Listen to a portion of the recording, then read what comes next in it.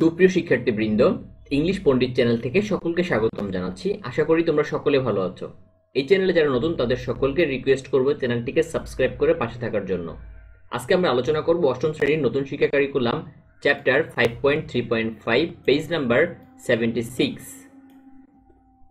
Now notice both the grids again and compare their organizations in terms of length, structure, what and how you will write in different parts of the structure, and the use of cohesive devices and the purpose of their use.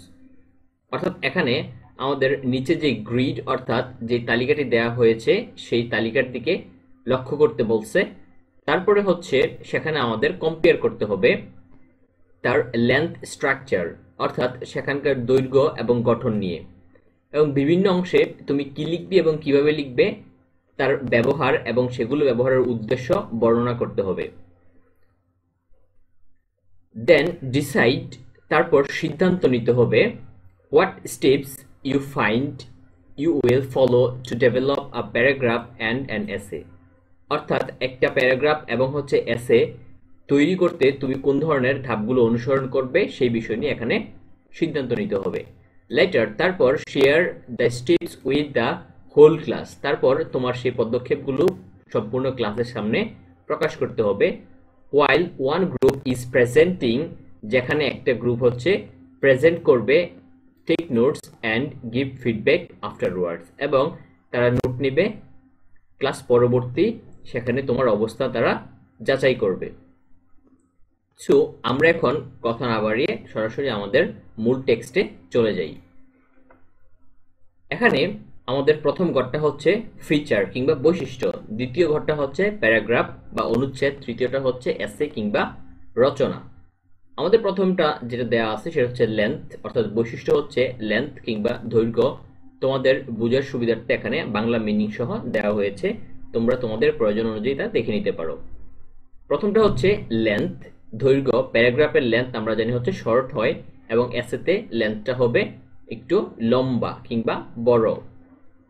তারপরে হচ্ছে বৈশিষ্ট্য যেটা সেটা হচ্ছে structure, গঠন। প্যারাগ্রাফের স্ট্রাকচারটা হচ্ছে three part structure, যেখানে থাকবে topic, sentence, body, concluding sentence, তিনটা পার্ট থাকে। এবং এসের মধ্যেও তিনটা পার্ট আমরা খুঁজে পাই, ইন্ট্রোডাকশন, বডি এবং হচ্ছে কনক্লুশন। তারপরে যে তৃতীয় ঘরটা দেয়া আছে সেখানে হচ্ছে what you will write in the three parts of the structure, অর্থাৎ তিনটা ভাগে তুমি কি কি লিখবে সেই বিষয়গুলো।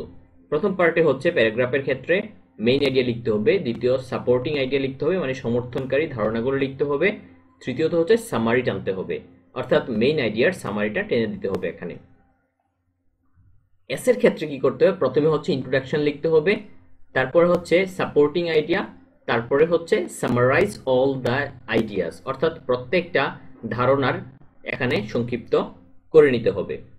চতুর্থ যে বক্সটা দেয়া আছে সেটা হচ্ছে you will use sentences or paragraphs, এখানে বাক্য কিংবা অনুচ্ছেদ ব্যবহার করতে হবে।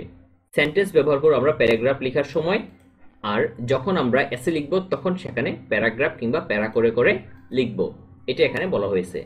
পঞ্চম হচ্ছে the cohesive devices used in the text, অর্থাৎ কোহেসিভ ডিভাইস আমরা সেখানে ব্যবহার করব।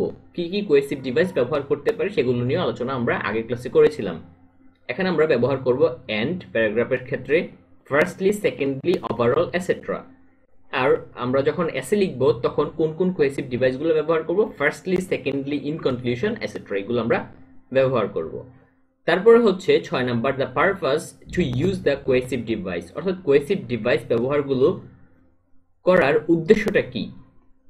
কানেক্ট সেন্টেন্সেস, প্যারাগ্রাফের ক্ষেত্রে সেটা হচ্ছে সেন্টেন্সগুলোকে যুক্ত করে, আর যখন আমরা এসে লিখব তখন কানেক্ট প্যারাগ্রাফ, অর্থাৎ প্যারাগ্রাফগুলোকে সংযুক্ত করে। এসিল হচ্ছে আজকে আমাদের টপিক। আমাদের পরবর্তী টপিক খুব শীঘ্রই আপলোড করা হবে। সে পর্যন্ত তোমরা সকলে ভালো থাকো, সুস্থ থাকো এবং ইংলিশ পণ্ডিত চ্যানেলের সাথে থাকো।